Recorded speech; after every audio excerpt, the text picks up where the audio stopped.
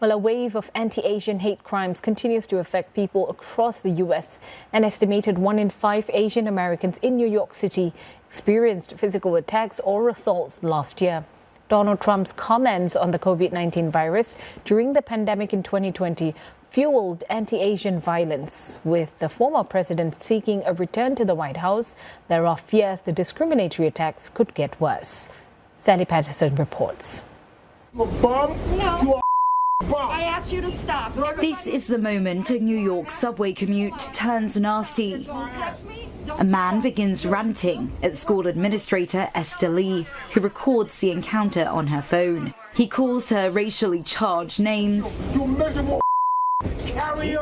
And then he spits on her. 36 hours later, my body started to physically manifest the stress and the trauma from the actual event. Things like uncontrolled crying, literal panic attacks. 3 years on, Esther says she refuses to be victimized or silenced, but now considers her safety in ways she never had to before. I'm thinking about moving out of the city so that I spend less time on the subway. I, in fact, try to spend as much less time on the subway as I can. She's not alone. Research by the Asian American Foundation found 3 out of 4 of those surveyed in New York changed their behavior last year out of fear of being targeted in an anti-Asian attack. Almost half of women respondents have avoided taking public transport. Unfortunately, hate and bias against Asian Americans has always been a reality. Researchers say in 2020, those latent prejudices bubbled to the surface. A lot of the rhetoric that we were hearing around whose fault, right, the COVID-19 pandemic was, and things like China virus and Kung flu, these aren't just words, right? These words have a very serious impact. And so in our community, it really unleashed, right, this torrent of hate. Experts say since then, a rise in global tensions continues to impact Asian Americans across the US, with government security concerns around the TikTok app, owned by a Chinese company, or so-called spy balloons, for example, fueling anti-Asian rhetoric.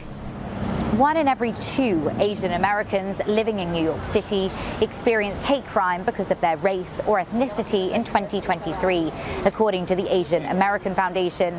Those included threats, harassment, verbal abuse, or physical attacks. But those here say many incidents go unreported. According to campaigners, official statistics fail to capture the full range of anti-Asian incidents, either because they're misclassified or victims don't come forward. Law enforcement is something that we think about when we're asking for help, especially when we're out in public.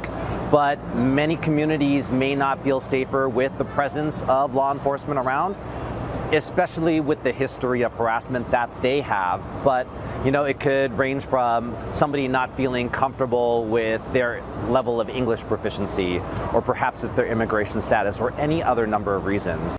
Dax Valdez tells me bystander intervention techniques and better cultural competence among authorities are crucial going forward. But with several high-profile attacks on Asian American communities in recent years, people here say much more must be done to stop Asian hate. Sally Patterson, CNA, New York.